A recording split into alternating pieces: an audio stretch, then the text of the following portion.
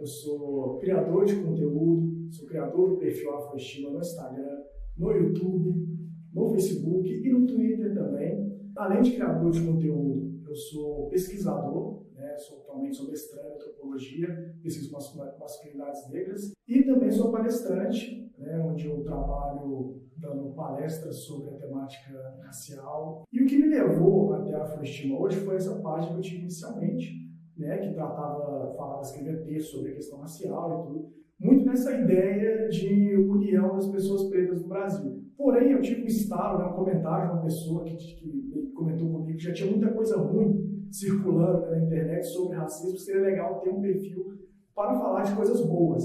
E aí foi que eu criei um perfil chamado Afroestima para poder falar sobre a autoestima das pessoas negras com um recorte racial. Inicialmente, a ideia era falar só de autoestima, e coisas que envolvem autoestima. Depois eu comecei a introduzir temas no sentido de explicar situações cotidianas de racismo no Brasil. Nessa ideia de desmistificar a ideia da democracia racial brasileira. Então, além de falar de autoestima, eu trazia temas cotidianos, explicando de uma forma didática, com fontes bibliográficas, baseando tudo que eu trazia do conteúdo. E aí, atualmente, eu falo também de autoestima, mas de uma forma mais aprofundada. Eu li as duas coisas, falando de autoestima e de questões raciais em geral, de uma forma mais aprofundada. Um tema que gera muita polêmica, muita controvérsia, muitas pessoas ainda não tem um entendimento completo do que significa colorismo. Inclusive, existe uma ideia de que não pode se aplicar essa teoria do colorismo no Brasil por conta da mistura. Para a gente começar a entender de uma forma bem simples o que é o colorismo. O colorismo é uma teoria, é um conceito que foi teorizado na década de 80 nos Estados Unidos por uma autora chamada Alice Walker, em 1882.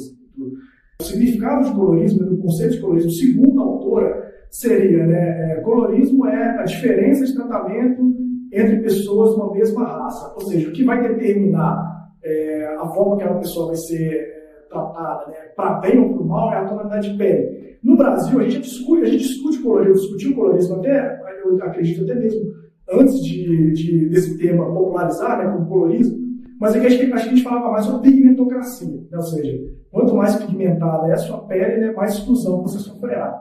E aí tem algumas dúvidas que as pessoas têm. Primeiro as pessoas falam assim, eu não posso discutir colorismo, porque colorismo é dizer quem é negro e quem não é. E aí parte de uma ideia equivocada, uma premissa equivocada, porque a explicação o significado do conceito é sobre a diferença de tratamento de pessoas da mesma raça, ou seja, da raça negra. Então não é dizer quem é negro e quem não é, e nem dizer quem é menos negro e quem é mais negro. Uma coisa que é importante também salientar é que esse conceito de colorismo surge nos Estados Unidos muito por conta da miscigenação que ocorreu nos Estados Unidos, muito por conta dos relacionamentos interraciais que ocorreram no período colonial, no estado da escravidão e tudo. Uma coisa que a gente tem similar no Brasil. A gente tem um processo de miscigenação muito mais amplo no Brasil do que nos Estados Unidos, muito por conta de contexto. Lá teve lei de segregação racial, tudo.